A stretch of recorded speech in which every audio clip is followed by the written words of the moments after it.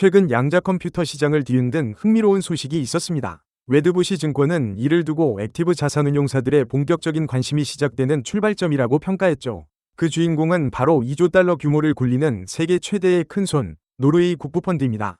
이들의 움직임은 양자 컴퓨팅이 단순한 리테일이나 ETF 중심의 변동성 테마를 넘어 깐깐한 리스크위원회를 통과한 제도권 자본의 레이더에 공식적으로 들어왔음을 의미합니다. 최근 공시된 13F 기록의 행동 패턴을 보면 이들은 아이온큐를 단순히 묻어두는 기관이 아닙니다.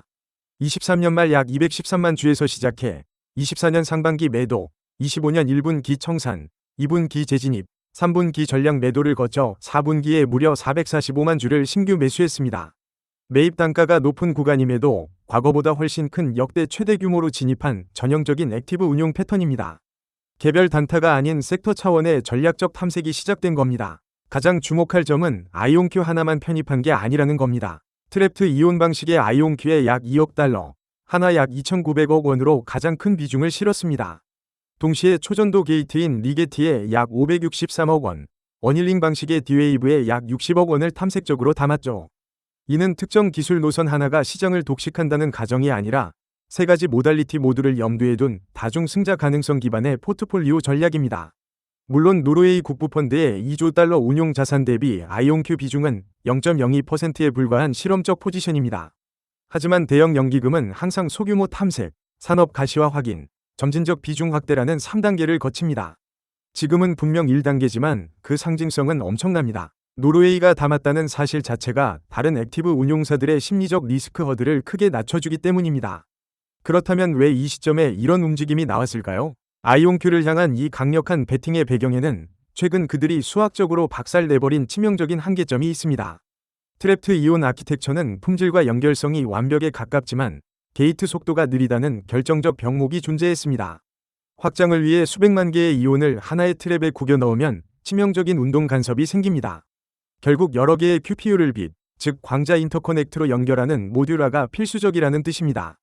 이 효율적인 네트워크를 구축하려면 연산을 담당하는 큐비트와 빗과 상호작용하는 통신 큐비트, 즉 혼합종 아키텍처가 필요합니다. 문제는 서로 다른 원자 질량을 가진 두 이온을 안정적으로 얽히게 만드는 게 너무 어려웠다는 겁니다. 역사적으로 이 게이트 속도는 10kHz 주변에 갇혀 있었고, 이는 정보가 붕괴되는 결어근남이 발생하기 전까지 연산의 깊이를 근본적으로 제한해왔습니다. 이 답답한 한계를 아이온큐가 최근 논문을 통해 뚫어냈습니다.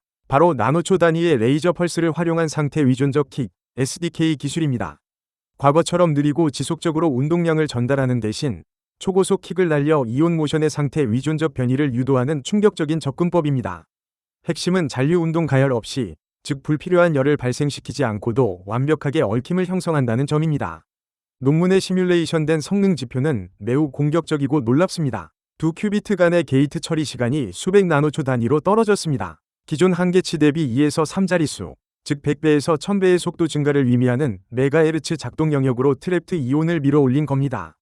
동시에 운동 결합의 불안정성을 완화해 오류율을 뜻하는 인피델리티를 12-4승, 즉 포나인 99.99% 수준까지 달성하며 오류 정정과의 직접적인 시너지를 만들어냈습니다. 이 메가헤르츠 속도로의 점프는 아이온큐의 특화 아키텍처를 가능하게 합니다. 연산 이온은 최저 오류율에, 메모리 이온은 간섭 연장에, 네트워킹 이온은 효율적인 얽힘에 각각 집중할 수 있게 되죠. 서로 다른 트랩 간의 광자 연결이 시스템 전체 속도를 따라가면서 지연 시간은 떨어지고 얽힘 분배율은 상승합니다. 여러 개의 고품질 모듈이 마치 하나의 일관된 자원처럼 작동하게 되는 완벽한 확장의 길이 열린 셈입니다. 이것은 아이온큐가 줄기차게 주장해온 로드맵 기둥들과 정확히 일치합니다. 실행 가능한 회로가 깊어지며 성능이 가속화되고 모듈식 네트워킹을 통해 확장성이 진일보하며 오류 정정 오버헤드가 줄어들면서 엔터프라이즈 도입 준비가 향상되는 구조입니다. 양자 컴퓨팅의 궁극적 엔드게임이자 가장 어려운 문제였던 모듈러 상호 연결성을 회사가 성공적으로 해결해 나가고 있음을 증명하는 대목입니다. 물론 냉정하게 봐야 할 팩트는 이 엄청난 12-4승의 인피델리티와 메가헤르츠 속도가 아직은 이론적인 시뮬레이션이라는 점입니다. 하지만 이미 임시 특허 가출원을 마쳤고 조만간 하드웨어 시연이 예상됩니다. 특히 긍정적인 건 이 접근법이 검증 안 된 이상한 메커니즘이 아니라 알려진 기초 물리학을 바탕으로 한 펄스 시퀀스 최적화라는 점입니다. 도달 가능한 연구를 상용화해온 아이온큐 특유의 실행 모델과 정확히 맞아떨어집니다. 아이온큐 시스템이 메가헤르츠 혼합종 작동을 네이티브로 증명하는 정확히 그 순간 내결함성을 갖춘 엔터프라이즈 양자 네트워킹의 타임라인은 영구적으로 압축될 것입니다. 노르웨이 국부펀드의 투자가 당장의 게임 체인저는 아니면 아직 확신 베팅이라 부르긴 이릅니다. 하지만 이 일회성 테스트가 향후 2에서 3년간의 매출 가시성, 정부 정책, 실사용 사례와 맞물려 구조적 자금 유입으로 이어질지 지켜봐야 합니다. 지금 우리는 방향성을 보여주는 강력한 신호의 한가운데 서 있습니다. 모든 책임이 본인에게 있다는 점 꼭 명심하시고 현명한 투자하시길 바랍니다. 해당 내용이 조금이나마 도움되었다 싶으면 좋아요 눌러주고 좋은 정보 제공할 테니까 구독, 알림 설정해 주시기 바랍니다. 모두 행복한 부자 되세요.